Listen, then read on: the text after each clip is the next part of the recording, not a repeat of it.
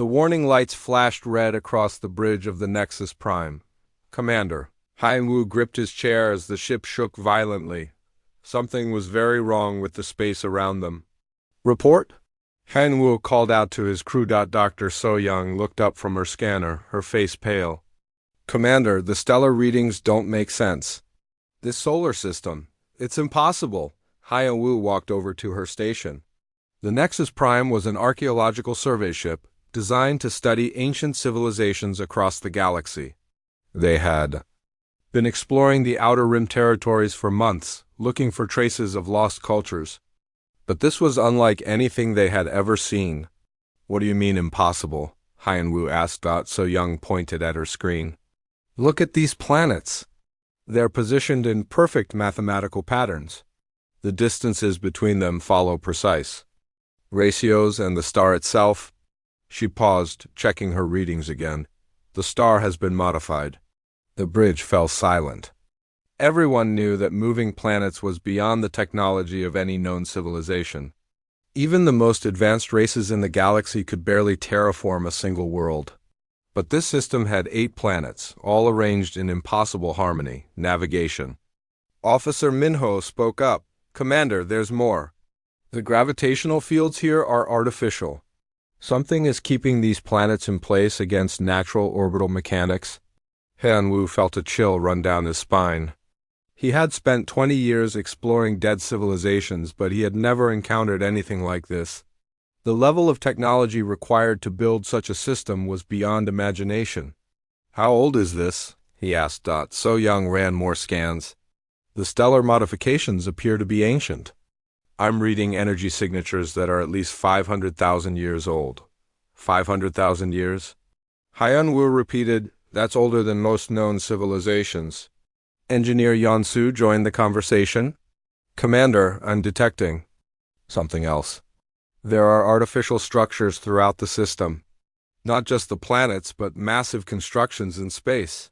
Some of them are larger than moons." Haiyan-Wu ordered the main screen to display a wide view of the system. What he saw took his breath away. The system wasn't just modified, it was completely artificial. Vast ring-like structures surrounded the star. Geometric patterns of metal and energy stretched between the planets. Everything was connected in a web of impossible engineering. "Who could have built this?" Minho whispered. Before anyone could answer, the ship's communication system activated. A steady beeping sound filled the bridge. "We're receiving a transmission," announced Communications Officer J1. "It's coming from the center of the system?" "Put it through," Haiyan-Wu ordered. The speakers crackled with static, then a clear signal emerged. It wasn't a voice, but a pattern of sounds and data. The transmission repeated every few minutes, broadcasting the same information over and over. "It's a beacon," J1 said. "Automated. It's been transmitting for a very long time." "Linguistic." Specialist Taemin leaned forward. "Commander, I think I can decode some of this. The structure suggests it's historical records, documentation of whoever built this place." "How long will it take?" Haiyan-Wu asked. "Give me a few hours to run it through the translation matrix," Taemin replied. While Taemin worked on the transmission, the rest of the crew continued their scans. Each discovery was more incredible than the last. The planets weren't just moved into position, they had been completely terraformed. Each world had a different environment, perfectly suited for different types of life. One was covered in vast oceans. Another had crystalline formations that generated energy. A third was a garden world with impossible biodiversity. Dr. So-Young called Haiyan-Wu over to her station again. "Commander, you need to see this. I've been analyzing the star itself." "What about it?" "It's not natural anymore. Someone has built structures inside the star. The energy output is being controlled and directed. This isn't just a star, it's a machine." Haiyan-Wu stared at the readings. The implications were staggering. Whoever built this system hadn't just moved planets. They had turned an entire star into a tool. "How much energy would that require?" he asked. "More than our entire civilization uses in a century," So-Young replied. "And they did it 500,000 years ago." As the hours passed, more details emerged. The space between planets contained transportation networks, massive tubes and conduits that could move objects at incredible speeds, energy collection arrays that harvested power from cosmic radiation, communication relays that could send signals across the galaxy instantly. But the most disturbing discovery came from cultural analyst Su Jin. She had been studying the artistic elements of the constructions, trying to understand the mindset of the builders. "Commander," she said quietly, "this wasn't built by a desperate civilization trying to survive. The artistry, the perfection of every detail, this was built by beings who had unlimited time and resources. They weren't just advanced. They were beyond anything we can imagine." As night cycle approached, Taemin finally had results from the transmission. "I've decoded the first part," he announced to the gathered crew. "It's definitely historical records. But Commander... you're not going to believe what it says." "Tell us," Hyan Wu said. Tae-Min read from his translation. "These are the chronicles of the species that called themselves humans. They came from a world they named Earth, and according to these records, they built this system as just one part of a much larger project." "What kind of project?" So Young asked. "The records say they planned to reach beyond the stars and reshape the cosmos itself. They weren't just building this one system. They were planning to rebuild the entire galaxy." The bridge fell silent again. The crew looked at each other with a mixture of awe and fear. "There's more," Taemin continued. "These humans... they sent messages to other civilizations. They told everyone what they were planning to do. They announced their intentions to the galaxy. What happened to them?" Hyan Wu asked. "That's the strange part," Taemin replied. "The records end abruptly. 500,000 years ago, they just stopped transmitting." Captain Biorem, who had been quiet during the briefings, finally spoke. "I've been checking our stellar maps. Earth's location is listed in our database." "Where is it?" Hyan Wu asked.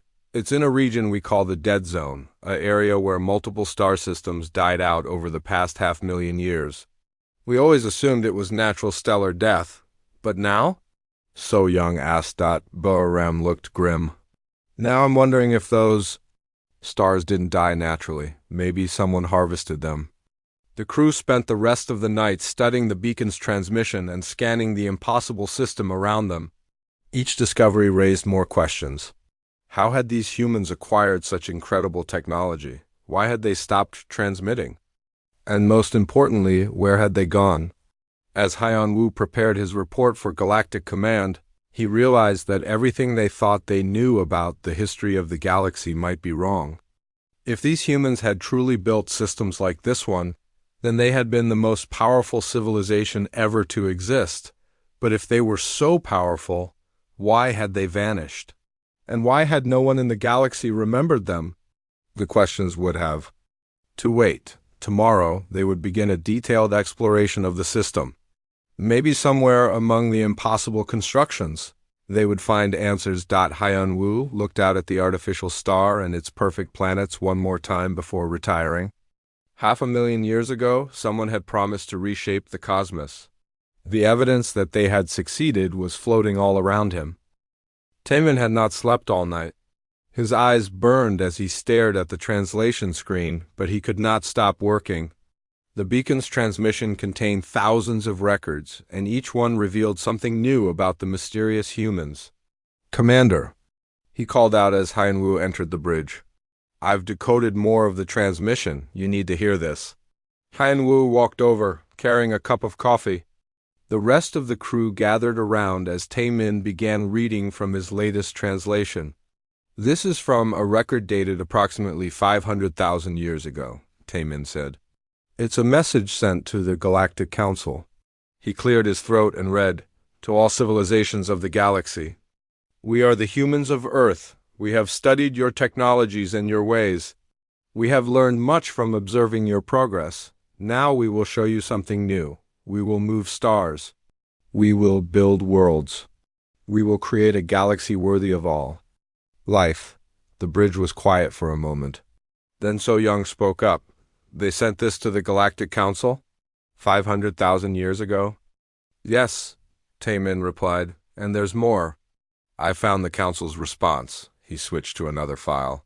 The Galactic Council's official reply was, the primitive species from Sol 3 continues to transmit delusional proclamations, recommend ignoring further communications until they achieve actual spaceflight. Minho laughed bitterly. They thought the humans were crazy. It gets worse, Taemin continued. I found dozens of similar messages over several thousand years. The humans kept sending updates about their progress. They described moving asteroids, then moons, then entire planets. Each time, the galactic civilizations dismissed them as impossible. Boasts. Captain Ram joined the group. What happened when the humans actually started moving planets? That's the strange part, Taemin said. The galactic records show no acknowledgement of human achievements. Even when systems like this one were built, no one seemed to notice. Dr. So Young frowned. How is that possible? A construction this massive should have been visible across half the galaxy. I think I know why, Bahram said grimly. I've been checking historical star charts. The region where Earth was located has been marked as hazardous to navigation for the past 400,000 years. Why? Hyun-woo asked. Multiple stellar deaths, supernovas, gamma-ray bursts? The official records say it was a period of unusual stellar instability. Ships were advised to avoid the entire region. Taemin pulled up another section of the human records. Look at this. It's a log entry from a human engineer named Kyung-ho. He writes, today we finished harvesting the Kepler 442 system. The star provided enough materials to build 3 new worlds. The neighboring civilizations still believe the star died naturally. The implications hit everyone at once. The humans hadn't just built impossible systems. They had done it while making it look like natural cosmic events. They were hiding their work, So Young said quietly. But why? Asked Yeon-su. If they had this much power, why hide it? Taemin scrolled through more records. I'm finding references to something called the Long Plan. The humans seem to have been working towards some larger goal. He found another entry and read it aloud. From the Journal of Admiral Haewon, the other species are not ready to know what we can do. They still fight wars over single planets while we reshape entire star clusters. We must continue the work in secret until they are mature enough to understand. Mature enough? Minho repeated. They thought the rest of the galaxy was too primitive? Not primitive, Taemin corrected, reading further. Immature. There's a distinction in their language. They saw other species as children who needed time to grow. Communications Officer J1 had been monitoring other frequencies during the discussion. Commander, he said, I'm picking up something interesting. There are similar beacons throughout this region of space, all transmitting in the same human language. How many? Hyun-woo asked. At least 50 within scanning range, and Commander Da. Some of them are much larger than this system. The crew spent the morning following the beacon signals. Each one led to another impossible discovery. A system where the star had been completely enclosed in a sphere of metal and energy. A cluster of planets linked together by massive bridges spanning millions of kilometers. A region where space itself seemed to have been folded and shaped like clay, but the most incredible discovery came when they found a beacon that was still actively recording new information. This one is different, J1 reported. It's not just playing old records, it's updating in real time. What kind of updates? Hyun-woo asked. Stellar positions. Galactic navigation data? Energy flow patterns? It's like it's monitoring the entire galaxy. Taemin worked quickly to decode the active transmissions. What he found made him call everyone to the bridge immediately. The beacon is tracking us, he announced. It knows we're here. It's been recording our approach, our scans, even our conversations. How is that possible? So Young asked. The technology is beyond anything we understand, Taemin replied. But that's not the important part. The important part is what it's doing with the information. He displayed his translation on the main screen. It's preparing a report about our discovery of this system. The report is being transmitted somewhere. Where? Hyun-woo demanded. I don't know. The signal is using a communication method we can't track, but Commander ... The report mentions us by name. It knows who we are. The bridge fell silent. Everyone understood what this meant. The humans might be gone, but their technology was still watching, still recording, still reporting to someone or something. Cultural analyst Su Jin spoke up. I've been studying the artistic elements in these constructions. There's something I need to tell you all. What is it? Haiyan Wu asked. The humans didn't just build these systems for themselves. Every detail shows consideration for other species. The terraformed worlds could support dozens of different life forms. The energy systems are designed to be safe for any civilization that might find them. Even the beacons are programmed to translate into any language. So? Minho asked. So they built all of this for us, Su Jin said, for the other species in the galaxy. They were preparing gifts. Taemin found another section of the records. She's right. Listen to this message from a human leader named Dongwu. The younger species will find our works when they are ready. Each system we build will teach them something new. When they discover what we have done, they will understand that the galaxy is bigger than they imagined. The crew looked around at the impossible system surrounding them. Suddenly, it didn't seem like a monument to human power. It seemed like a school. A lesson left behind by teachers who had moved on to something else. But where did they go? Yansu asked. I don't think they went anywhere, Bahram said quietly. I think they're still here. What do you mean? Henwu asked. Bahram pointed at the monitoring beacon. Something is receiving those reports. Something that has been watching us since we arrived. The humans may have changed, but I don't think they left. As if responding to his words, the beacon's transmission suddenly changed. Instead of the constant stream of data, it began broadcasting a single, simple message in perfect galactic standard. Language, welcome, the message said. You have found the first lesson. Are you ready for the second? The crew stared at the message in stunned silence. 500,000 years after the galaxy had dismissed them as delusional primitives, the humans were still out there, still watching, still teaching. And now they knew that someone was listening. Deep space archaeologist Ji-hoon had seen many wonders in his career, but nothing had prepared him for what he found in the human system. He floated in his exploration suit outside the Nexus Prime, staring at a structure that should not exist. Commander. He spoke into his radio. You need to see this with your own eyes. The structure before him was a sphere made of metal and energy, completely surrounding what had once been a red giant star. The sphere was so large that entire planets could fit inside it with room to spare. But that wasn't the impossible part. The impossible part was that the sphere was moving. The entire construction is rotating, Ji-hoon reported. Different sections are spinning at different speeds. It's like a giant machine. Through his suit's sensors, he could see energy flowing through channels carved into the sphere's surface. The patterns reminded him of blood vessels, carrying power from the star inside to destinations throughout the system. How thick is the shell? Commander Haiyan Wu asked through the radio. Ji-hoon used his scanner to measure. At least 50 kilometers thick, but it's not solid metal. It's filled with machinery, millions of different systems all working together. Engineer. Yun-su joined Ji-hoon in the space around the sphere. Her job was to figure out how the impossible machines worked. What she found challenged everything she knew about engineering.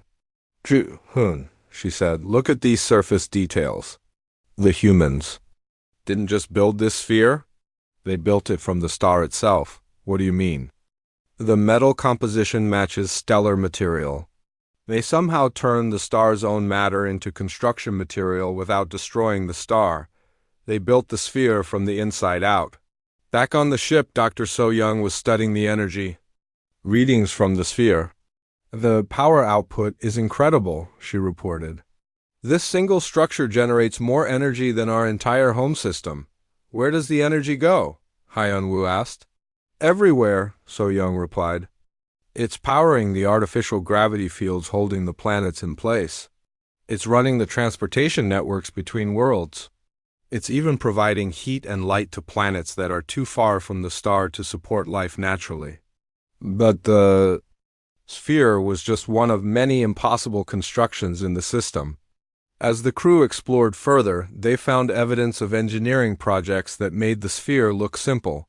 Ji-hoon discovered the remains of what appeared to be stellar lifting equipment. Massive mechanical arms that could reach into stars and extract specific materials.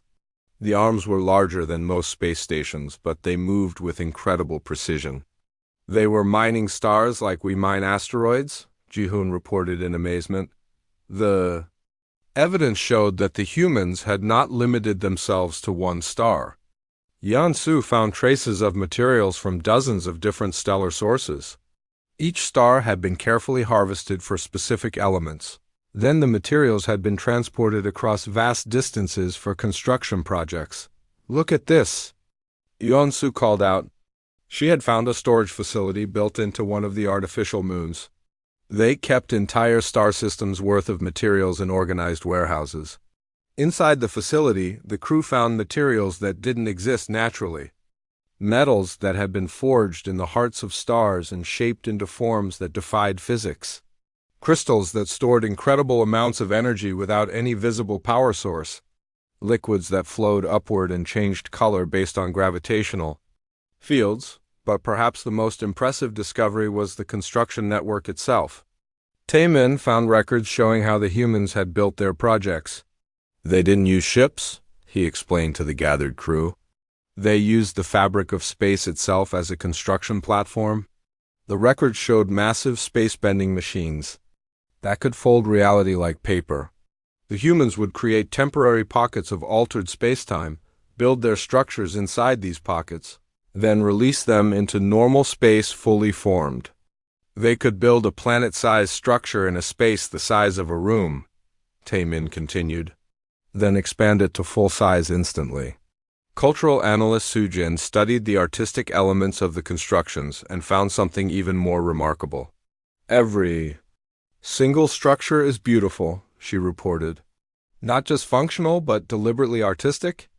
The humans spent extra time and resources making their engineering projects into works of art. She showed examples on the main screen. The sphere around the star had patterns carved into its surface that created stunning visual effects as it rotated. The transportation tubes between planets were shaped like flowing ribbons of light.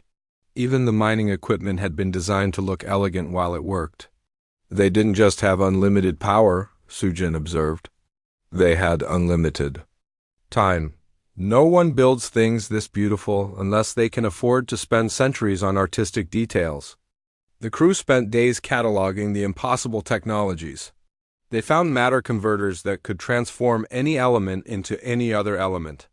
They discovered transportation systems that could move objects faster than light without using hyperspace.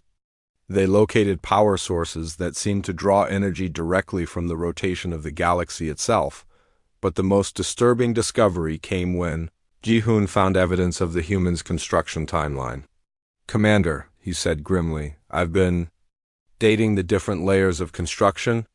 The humans didn't build this system all at once. How long did it take?" Hyun-woo asked. According to the material analysis, they worked on it for over 100,000 years. Different sections were built in different eras. They kept upgrading and improving their work across millennia. The implications were staggering. While other galactic civilizations rose and fell over periods of a few thousand years, the humans had maintained continuous construction projects across geological time periods. But that's not the strangest part, Ji-hoon continued. Some of the newest construction dates to only 50,000 years ago. The humans were still actively building when most galactic civilizations thought they were extinct. Yan-su made another disturbing discovery while studying the sphere's control systems. "The machinery is still running," she announced, "all of it. Every system in this entire construction is still active and maintained." "Maintained by who?" Hyun-woo asked. "I don't know. But something is performing regular maintenance on equipment that should have broken down hundreds of thousands of years ago. Someone or something is keeping the humans' work operational." The crew realized they were not just looking at ancient ruins. They were exploring a living system that was still being cared for by unknown caretakers. They prepared to leave the sphere and explore other parts of the system. Ji-hoon made one final discovery that changed everything. "Commander," he said quietly, "I found something else. Hidden in the sphere's construction records. What is it?" "Building plans, not for this system but for others, thousands of others. The humans didn't just build one impossible system. They built an entire network of them across the galaxy." He displayed the plans on the main screen. The network showed connections between star systems spanning thousands of light years. Each system was connected to others by transportation links and communication arrays. "According to these plans," Ji-hoon continued, "what we've found here is just a tiny piece of something much larger. The humans built a galaxy-spanning infrastructure." The crew stared at the plans in silence. If the humans had really built this network, then they had been the secret architects of galactic civilization itself. But why hasn't anyone noticed? Dr. So-young asked. "Maybe they have," Hyun-woo replied grimly. "Maybe the humans are so far beyond us that we've been using their infrastructure our entire lives without realizing it." As the Nexus Prime moved away from the sphere to explore the next site, the crew carried with them a new understanding. The humans hadn't just boasted about reshaping the cosmos. They had actually done it. And somehow, they were still doing it. Navigation Officer Minho thought he knew hyperspace like the back of his hand. He had been mapping galactic travel routes for 15 years, charting the natural pathways that ships use to cross vast distances quickly. But as he studied the space around the human system, everything he thought he knew began to crumble. "Commander," he called out, his voice shaking slightly, "these hyperspace lanes, they're not natural." Han-woo walked over to Minho's navigation station. "What do?" "You mean? Look at this," Minho said, displaying a three-dimensional map of local space. "These are the hyperspace routes that ships use to travel between star systems. We've always assumed they were natural phenomena, like cosmic rivers." The map showed glowing lines connecting different star systems, forming a web of travel routes across hundreds of light years. "But now I'm analyzing them with the scanning equipment we used on the human constructions," Minho continued. "Commander, these routes show artificial construction signatures. They were built." Dr. Youngji, the team's astrophysicist, joined the conversation. "That's impossible," she said. "Hyperspace lanes are formed by gravitational interactions between massive objects. You can't just build them." "That's what I thought too," Minho replied. "But look at these readings. The gravitational anchors that hold these routes stable aren't natural objects. They're artificial constructions hidden inside what we thought were normal stars and planets." Eunji ran her own scans, checking Minho's findings. Her face went pale as she confirmed his results. "He's right," she said quietly. "The gravitational sources are too precise, too perfectly positioned. Someone engineered these hyperspace routes." The implications hit everyone immediately. The hyperspace network was how galactic civilization functioned. Every trade route, every communication line, every military supply chain depended on these pathways if the humans had built them. How extensive is this network?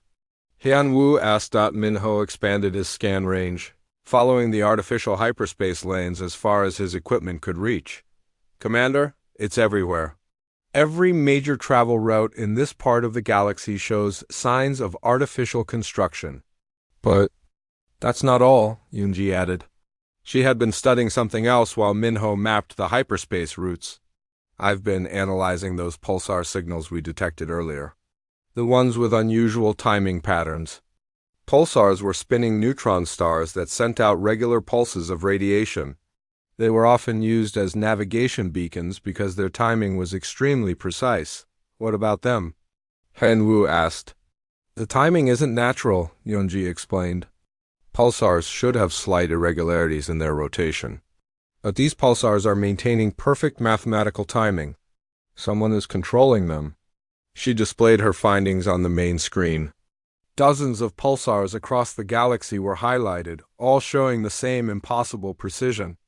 More than that, Yunji continued, they're coordinated. The pulsars are sending signals to each other in a complex pattern. It's a communication network. Communications Officer J1 had been listening to the conversation. A communication network spanning the entire galaxy? He asked. That's what the evidence suggests, Yunji replied. And if someone can control neutron stars precisely enough to use them as communication relays ... She didn't need to finish the sentence. Everyone understood. The level of technology required to manipulate neutron stars was beyond imagination. Tay-Min had been working on translating more of the human records. I think I found something relevant, he announced. There's a section here about something called the Infrastructure Project. He read from his translation. Phase 1. Establish hyperspace navigation network to connect all inhabited systems. Phase 2. Install galaxy-wide communication array.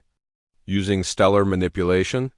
Phase 3. Prepare foundation for species integration protocols. Species integration? Hanwoo repeated. The records aren't clear about what that means, Tay-Min replied. But it suggests the humans were planning to integrate other species into their network. Engineer Yeonsu had been studying the technical specifications hidden in the human records. Commander, I think I understand how they did it. The humans didn't just build individual projects. They built tools that could build other tools. Explain, Hyunwoo said. Look at this, Yeonsu said, displaying technical diagrams on her screen. They built machines that could replicate themselves. Then they sent these machines to different star systems to build infrastructure automatically. The diagrams showed sleek, intelligent probes that could travel between stars, establish themselves in new systems, and begin construction without any human oversight. Self-replicating construction systems, Yeonsu continued. Send one probe to a star system, and within a few thousand years, you have a complete infrastructure network. How many systems could they have reached this way? Minho asked. All of them, Yeonsu replied simply. If they started this project 500,000 years ago, they could have built infrastructure in every inhabited system in the galaxy. By now, the crew spent the next several hours testing this theory. They followed the hyperspace lanes back toward their home systems, scanning for signs of hidden human infrastructure. What they found confirmed their worst fears. Every major hyperspace junction showed signs of artificial construction. Every important navigation pulsar had been modified for perfect timing. The entire galactic transportation and communication network that civilization depended on had been built by humans. We've been using their roads our entire lives, Minho said quietly, but Dr. Yunji made an even more disturbing discovery. It's not just roads and communication, she said. I've been analyzing stellar positions throughout the galaxy. Stars have been moved. What do you mean moved? Hyunwoo asked. Stellar positions that don't match gravitational predictions? Stars that should be in different locations based on galactic rotation, but have been relocated to more convenient positions for the infrastructure network. She showed examples on the galactic map. Key stars along major hyperspace routes had been moved to optimal positions for maintaining the network. They moved entire stars to make their transportation system more efficient, Yunji continued. And, they did it so gradually that no one noticed. Cultural analyst Sujin had been studying the artistic elements of the infrastructure network. There's something else, she said. The network isn't just functional, it's designed to be beautiful. She highlighted the patterns formed by the hyperspace routes. When viewed from above, they created elegant geometric shapes across the galaxy. They could have built this network in any configuration, Sujin observed, but they chose to make it aesthetically pleasing. Even their utilitarian infrastructure was designed to be art. As the crew compiled their findings, the scope of human engineering became clear. The humans hadn't just built impressive individual projects. They had rebuilt the basic infrastructure that galactic civilization relied on. But why hide it? J1 asked. If they built all this for other species to use, why not take credit? Taemin found a partial answer in the human records. There's a note here from someone called Admiral Insu. It says, "The younger species must believe they developed independently. If they know we built their civilization's foundation, they will never develop confidence in their own abilities. So they hid their work to help other species grow." Hyenwu said. "That's what it looks like," Taemin replied, "but there was one more discovery that changed everything." Minho had been tracking the newest sections of the infrastructure network, trying to determine when construction had stopped. "Commander," he said quietly, "construction hasn't stopped. New hyperspace stabilizers were installed in the Vega system last month. The communication network added 3 new pulsar relays in the past year. The bridge fell silent. The humans are still building," Minho continued. "They're still expanding and maintaining the network. They're still here working on their galaxy-spanning project."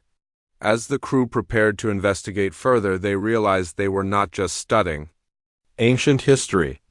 They were observing an active, ongoing project that had been secretly shaping galactic civilization for 500,000 years. The humans hadn't just promised to reshape the cosmos.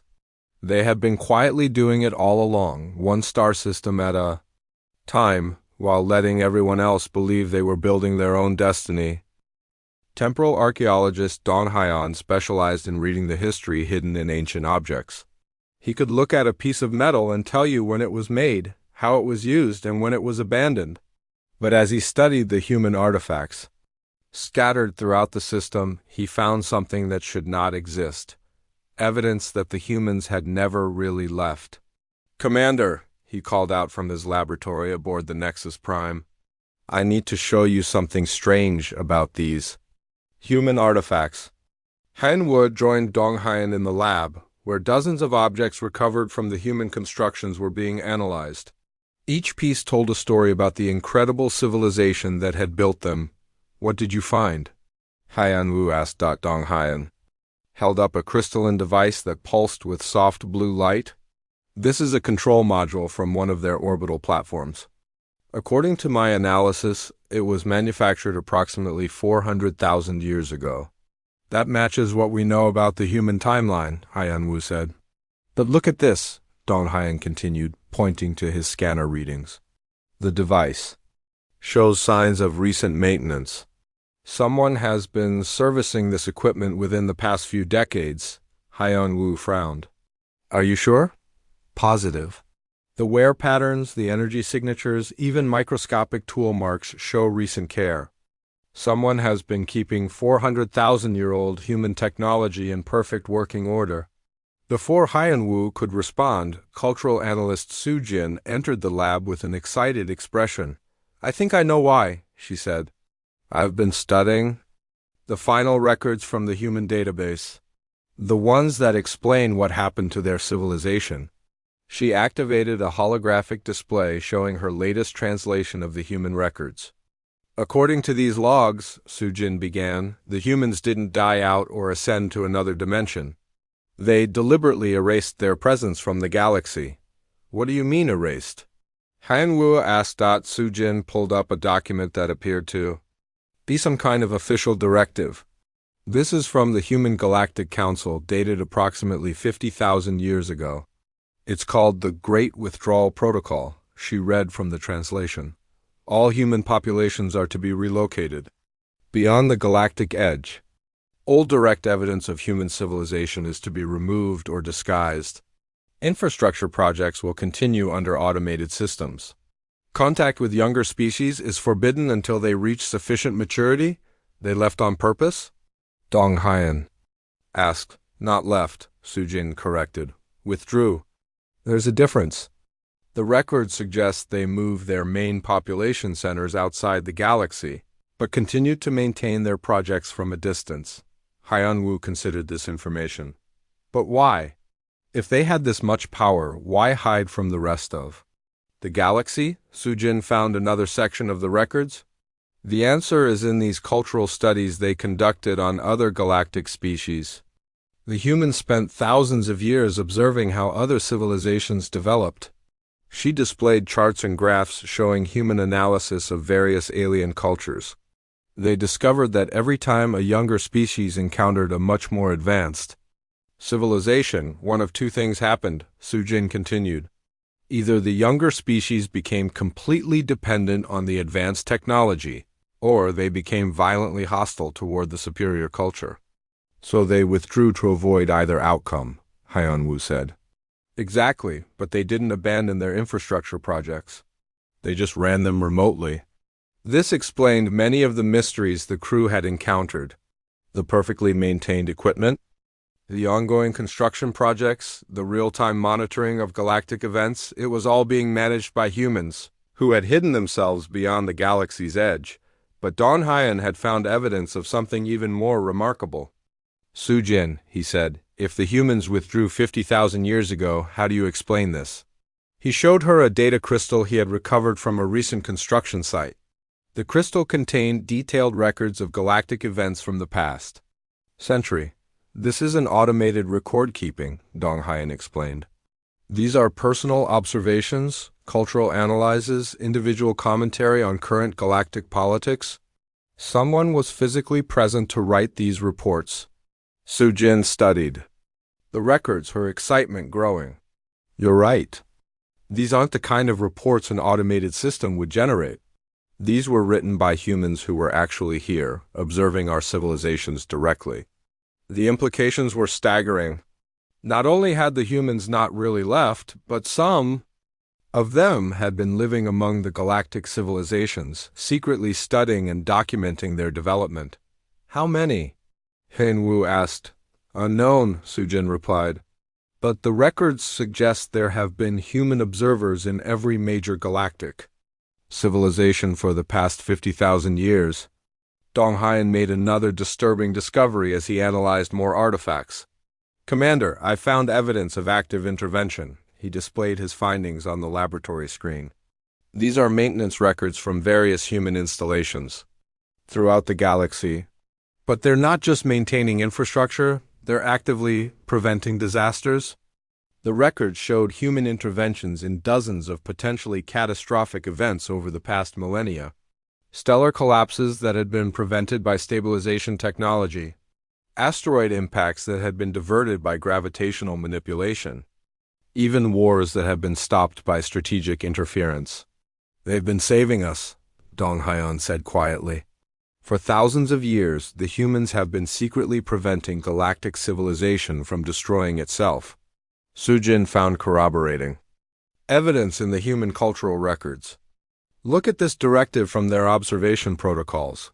Younger species must be allowed to develop naturally, but not to the point of extinction. Subtle interventions are authorized to prevent civilization-ending catastrophes. The crew began to understand the true scope of human activity. They hadn't just built infrastructure and then left.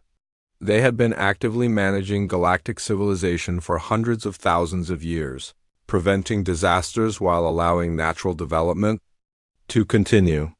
But there's something else, Sujin said, her voice troubled. I found records of something called the integration timeline. The humans have been following a specific plan for revealing themselves to the galaxy. She displayed a complex chart showing various milestones and target dates. According to this timeline, galactic civilization has been progressing through predetermined phases of development.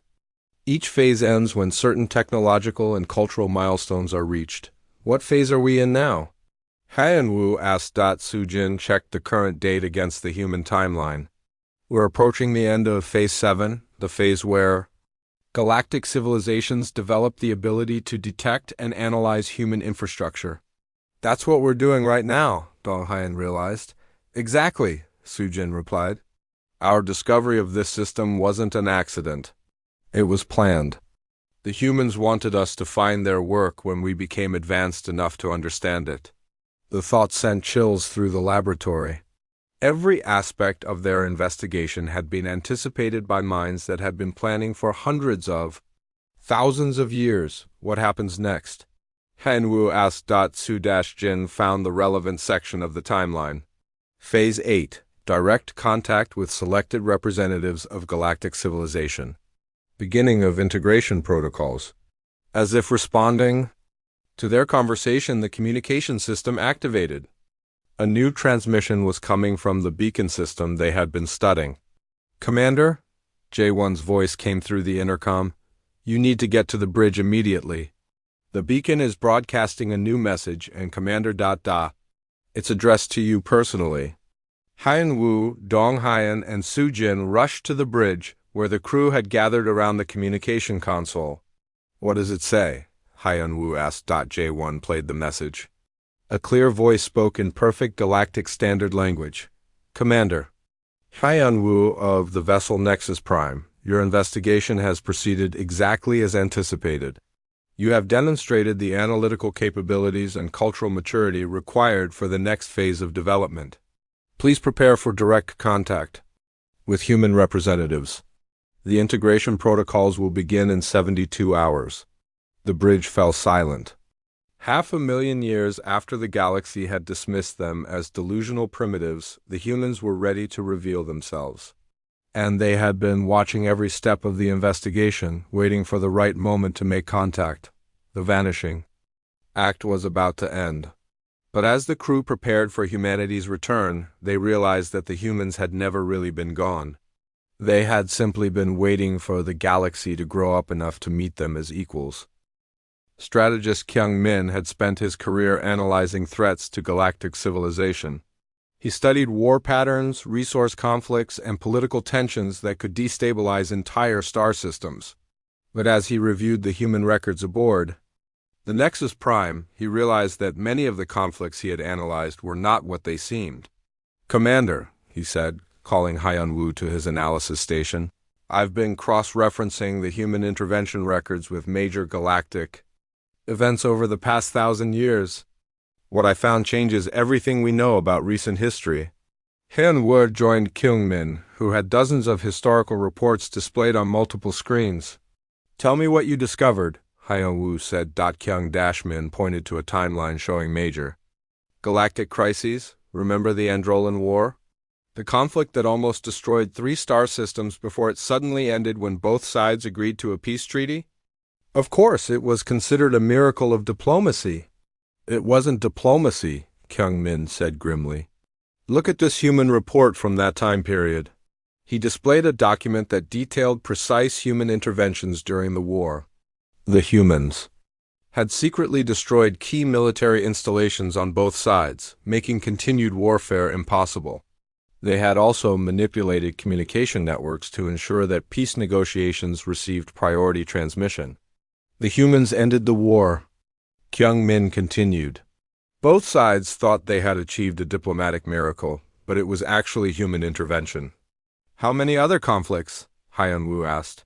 "All of them," Kyung Min replied. "Every major war in the past millennium shows evidence of human interference. They've been preventing galactic civilization from destroying itself while making it look like natural political evolution." Dr. Haiyang, the expedition's xenobiologist, had been studying a different aspect of human influence. She joined the conversation with her own disturbing discoveries. "It's not just conflicts," she said. "I've been analyzing technological development patterns across the galaxy. The rate of advancement in various species doesn't follow natural evolution curves." She displayed charts showing technological progress in dozens of civilizations. "Look at these development timelines," Haiyang continued.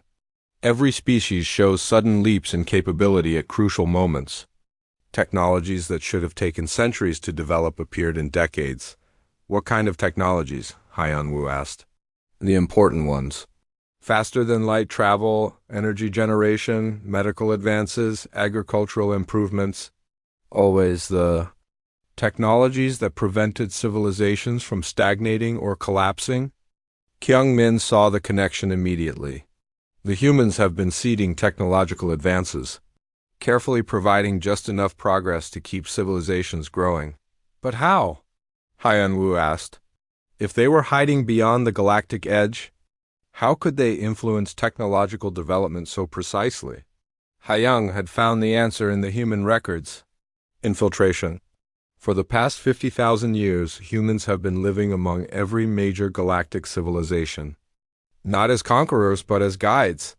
She displayed personnel records that the humans had kept on their embedded agents. They've had scientists, engineers, teachers, and advisors placed in key positions throughout galactic society. These agents would introduce crucial ideas at exactly the right moments to prevent civilizations from failing. The implications hit the crew like a physical blow. Their entire understanding of galactic development was wrong. Every major advancement, every crucial discovery, every moment of progress had been carefully orchestrated by human agents. We never developed independently, Kyung-min said quietly. Our entire civilization has been guided from the beginning. But Ha-young had found something even more disturbing. It gets worse. I've been analyzing biological development patterns. Not just technological advancement, but biological evolution. What do you mean? Hyen-woo asked.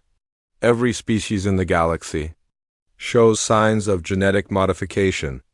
Subtle changes that improved intelligence, extended lifespan, and enhanced compatibility with space travel.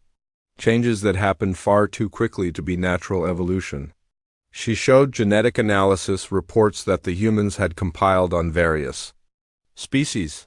The humans didn't just guide our technological development, Ha-young continued. They've been improving our biology, making us smarter, stronger, and more adaptable to galactic civilization. They've been breeding us, Kyung-min said in horror. Not breeding, Ha-young corrected, improving. The genetic modifications always enhanced positive traits while eliminating disease and genetic defects. They made every species better than they naturally would have been. The crew struggled to process this information. The humans hadn't just built infrastructure and prevented wars. They had been actively improving the biological and technological capabilities of every species in the galaxy. But why? Hyen-woo asked. What's the point of all this manipulation? Kyung-min found a partial answer in the human strategic planning documents. According to these records, the humans have been preparing the galaxy for something. All of their interventions are part of a larger defensive strategy. Defensive against what? Ha-young asked.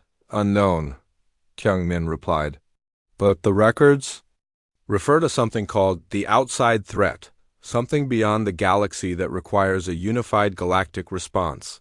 He displayed strategic planning documents that outlined human preparations for this unknown threat. The humans have been building galactic civilization into a defensive alliance, Kyung-min explained. Every species has been improved and positioned to contribute to a larger strategic purpose. You mean we're soldiers in someone else's war? Ha-young asked. Not soldiers, Kyung-min corrected. Partners. The records show that the humans consider other species to be equal participants in whatever's coming. But they needed to prepare us first. Dr. Ha-young found additional evidence in the human biological modification records. Look at this. The genetic improvements made to different species complement each other perfectly. It's like they were designing a galactic community where every species has specific strengths that support the others. The pattern was clear once they understood what to look for. The humans hadn't just been preventing disasters and seeding technological advances. They had been crafting an integrated galactic civilization where every species was optimized to work together. How long have they been planning this? Hyen-woo asked. Kyung-min checked the earliest strategic documents. According to these records, the preparation began over 400,000 years ago. Everything we've experienced as natural development has actually been part of a detailed plan spanning hundreds of millennia. The crew sat in stunned silence as they absorbed the scope of human manipulation. Their governments, their technologies, their biology, their very capacity for cooperation, all of it had been carefully shaped by human intervention. Are we even real? Ha-young asked quietly. If everything about our development was controlled, do we have any genuine identity?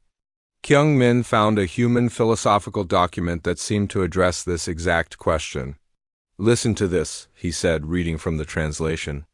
From a human cultural analyst named Woo Jin, the younger species often fear that guidance diminishes their authenticity. This is incorrect. We provide tools and remove obstacles, but the choices and achievements remain their own. A gardener does not create the flower, but helps it grow. So we're flowers in their garden, Ha-young said bitterly. More than that, Kyung-min replied, continuing to read. The ultimate goal is partnership, not dependence. When the younger species are ready, they will join us as equals in the next phase of galactic evolution. Our guidance is preparation for cooperation, not domination. As the crew discussed these revelations, Communications Officer J1 received another transmission from the human beacon. Commander, he announced, we're receiving new instructions. The humans want to begin formal contact protocols. What do they want us to do? Hyun-woo asked. They're requesting permission to send a representative to our ship, J1 replied. They say it's time for the galaxy to meet its guardians. As Hyun-woo prepared to respond, he realized that everything was about to change. For 500,000 years, galactic civilization had developed under secret human guidance. Now the guidance was about to become open partnership. The question was whether the galaxy was ready to learn that it had never been as independent as it believed. Communications Officer J1 had always prided himself on being calm under pressure. He had handled everything from diplomatic emergencies to deep space disasters without losing his composure. But as he monitored the communication channels around the Nexus Prime, he noticed something that made his hands shake. Commander, he called out, his voice tight with tension, we're being watched. Hyun-woo rushed to J1 station, where multiple screens showed readings from the ship's sensor array. What do you mean watched? Hyun-woo asked. J-1 pointed to his displays. These are gravitational readings from the space around our ship. They show tiny distortions that shouldn't exist. Something is moving out there, but it's not showing up on any of our visual or energy sensors. How many contacts? Hyun-woo asked. Unknown. The distortions are too subtle to count precisely. But Commander, whatever's out there is using technology beyond our ability to detect. We can only see the effects, not the objects themselves? Dr. So-young joined them at the communication station. Could it be natural phenomena? She asked. No, J1 replied firmly. The patterns are too regular, too purposeful. These distortions are following our ship as we move through the system. The implications were clear. The humans weren't just monitoring them from a distance. They had vessels nearby, using technology so advanced that the Nexus Prime sensors could barely detect their presence. How long have they been there? Hyun-woo asked. J1 checked his logs. I first noticed the anomalies 12 hours ago, but I didn't recognize them for what they were. Looking back at the data, they've been with us since we entered the system. They've been watching our entire investigation, So-young realized. Not just watching, J1 corrected. I think they've been testing us. He showed them a pattern he had discovered in the gravitational distortions. Look at this. The invisible vessels move closer whenever we make an important discovery. They retreat when we make mistakes or miss important clues.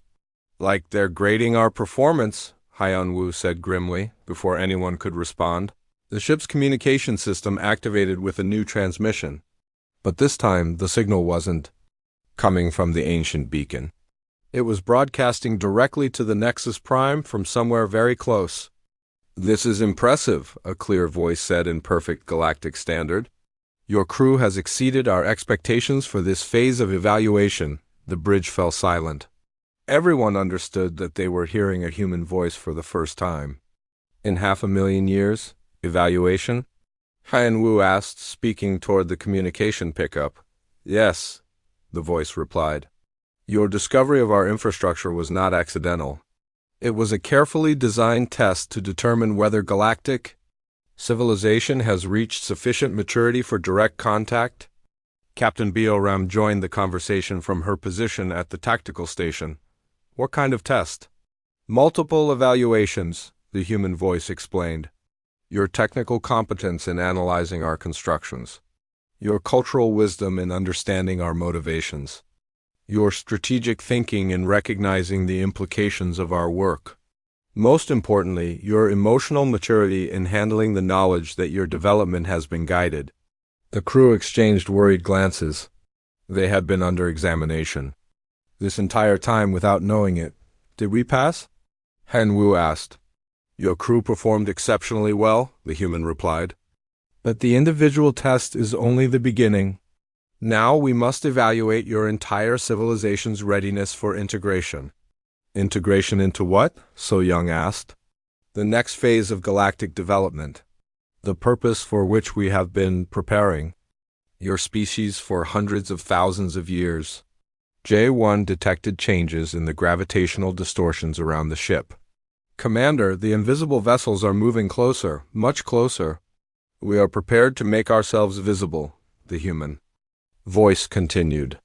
But first, you must prove that you can handle direct contact without panic or hostility. How do we do that? Hyun Woo asked. By remaining calm as we reveal ourselves. The space around the Nexus Prime began to shimmer. What had appeared to be empty vacuum suddenly filled with massive shapes as invisibility fields deactivated.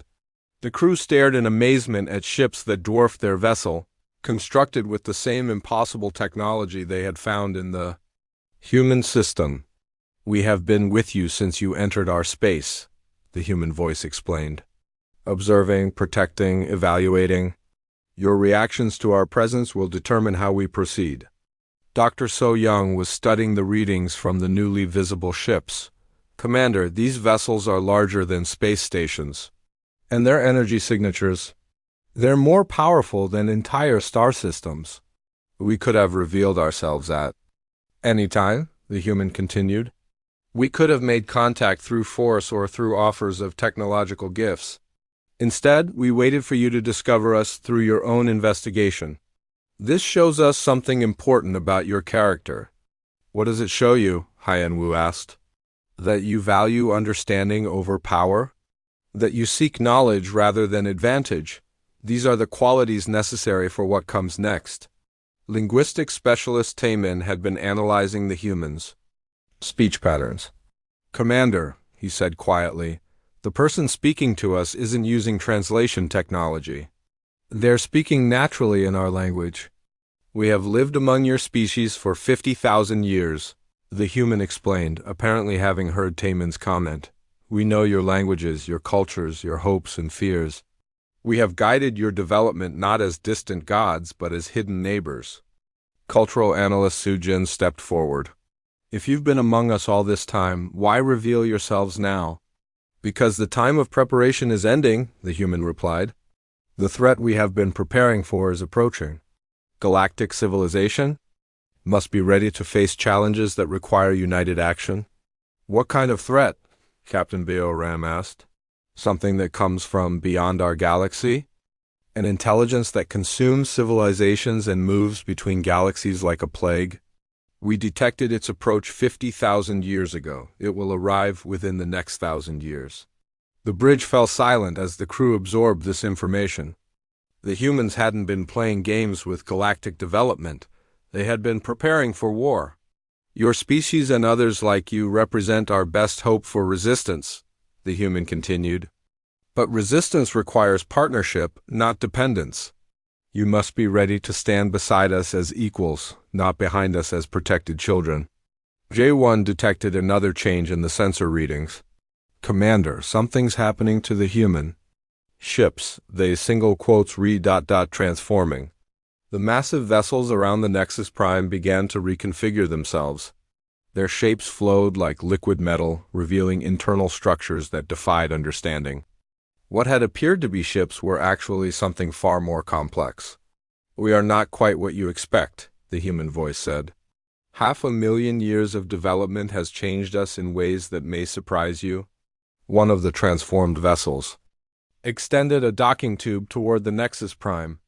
We invite one of your representatives to come aboard our vessel, the human continued. This will be the first direct contact between our species in 500,000 years.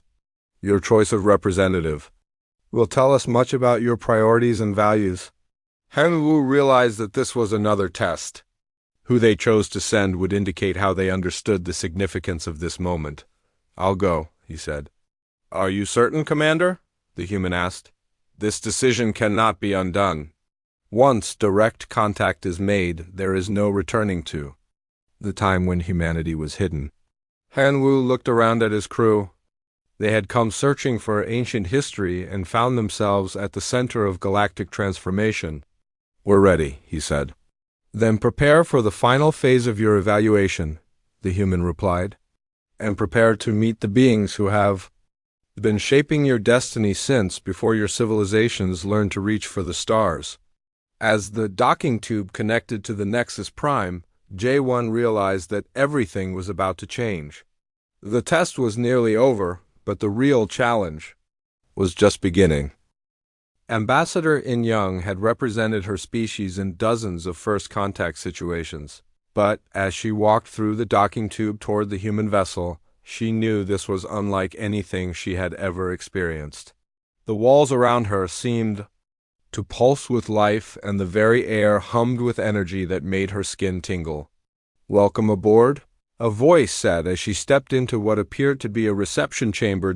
In Young looked around but saw no one. The chamber was beautiful but empty, with walls that seemed to shift between metal and something organic. "Where are you?" she asked. "Everywhere," the voice replied. "We are the ship, Ambassador In Young, and much more than that." As the voice spoke, a shape began to form in the center of the chamber. It started as a shimmer in the air, then gradually solidified into something that looked human but clearly wasn't entirely biological. "My name is Junho," the figure said. "I was once human in the way you understand the term. Now I am something different." In Young studied the being before her.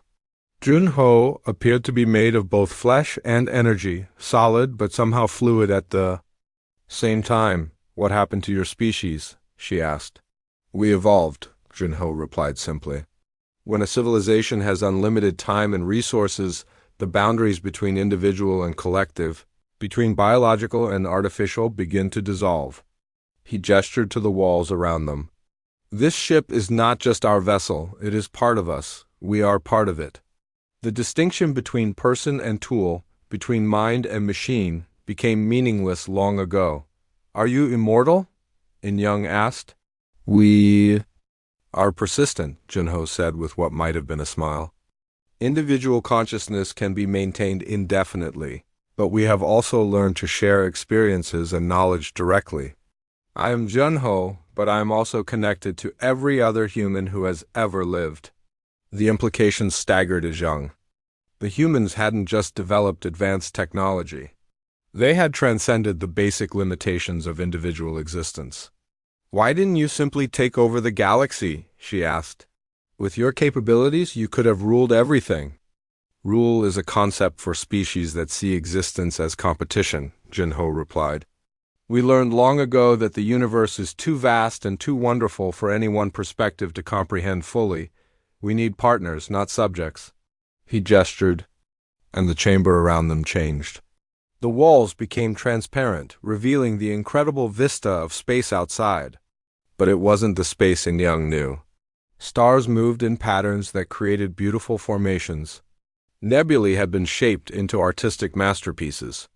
Even the cosmic background radiation had been modified to carry messages of welcome in hundreds of languages. "This is what we have been building," Junho said. "Not an empire, but a garden. A place where consciousness can grow and flourish in forms we never imagined." "And you want us to join this garden?" In Young asked. "We want you to help us plan it," Junho corrected. "The threat approaching our galaxy requires more than our perspective alone. It requires the unique viewpoints and capabilities that only naturally evolved species can provide." The chamber changed again, displaying images of the approaching threat.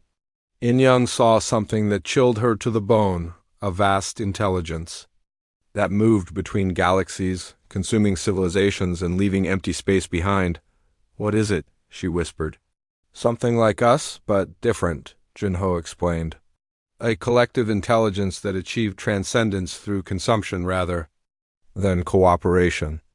It sees other consciousness as competition to be eliminated rather than diversity to be celebrated." The images showed galaxy after galaxy being stripped of all life and energy, leaving only dead stellar remnants behind. "It has consumed 17 galaxies that we know of," Junho continued. It will arrive here within 1,000 years. Alone, even we cannot stop it. But together, with the full diversity of galactic civilization united ... You think we can win? In Young asked. We think we can become something it cannot consume, Junho replied. Something new. A form of collective consciousness that preserves individual identity while achieving unity of purpose. In Young understood what the humans were offering. Not just protection, but evolution. The chance to become something greater while remaining themselves. What would this partnership look like? She asked. Each species would contribute its unique strengths while maintaining its distinct identity, Junho explained. Your people's diplomatic skills, the crystalline consortium's mathematical insights, the Void Wanderer's space-time manipulation abilities, dozens of other species, each adding irreplaceable perspectives. The chamber filled with representations of various galactic species, showing how their different capabilities could work together. We have been preparing for this integration for 500,000 years, Junho continued. Not by changing who you are, but by helping you become the best possible versions of yourselves. And if we refuse? In Young asked. Then you will face the approaching threat as you are now, Junho said sadly. Divided, limited, and ultimately defenseless. We will not force cooperation. It must be chosen freely or it has no value. In Young thought about everything her species had learned during their investigation. The humans had demonstrated incredible patience and wisdom, guiding galactic development while allowing genuine choice and growth. How long do we have to decide? She asked. The integration process will take centuries to complete properly, Junho replied. But the decision to begin must be made within the next few decades. After that, there will not be enough time to prepare. You're asking us to trust you with the future of galactic civilization, In Young said. No, Junho corrected gently. We are asking you to trust yourselves. We have guided your development, but your achievements, your growth, your wisdom, these are entirely your own. We are simply offering to help you become what you already have the potential to be. The chamber changed one final time, showing a vision of the future the humans envisioned. Galactic civilization transformed into something magnificent, where every species contributed to a collective consciousness that spanned stars while preserving the individual identity that made each being unique. This is what we have been working toward, Junho said. Not human dominance, but genuine partnership. A civilization that combines the wisdom of age with the vitality of youth, the power of unity with the creativity of diversity. In Young felt the weight of the moment. Everything that had happened over the past 500,000 years had been leading to this choice. What do you need from us now? She asked. Return to your people, Junho said. Share what you have learned. Let galactic civilization decide its own future. We will wait for your answer, as we have waited for hundreds of thousands of years, and if we choose partnership, then the real work begins, Junho replied with genuine warmth. Building a civilization worthy of the cosmos itself, creating something beautiful enough to preserve and strong enough to protect, becoming gardeners of consciousness across the universe. As In Young prepared to return to the Nexus Prime, she realized that humanity had not boasted when they promised to reshape the cosmos. They had been stating their intention to help the universe itself evolve. The question now was whether the galaxy was ready to join them in that incredible project, or whether they would face the approaching darkness alone. Looking back at Junho, In Young made her choice. We'll need time to prepare our people, she said. But speaking for myself, I think it's time for the galaxy to grow up. Junho smiled, an expression that somehow included not just his individual pleasure, but the joy of an entire species that had waited 500,000 years to welcome their neighbors home. Then let us begin, he said. The universe is waiting.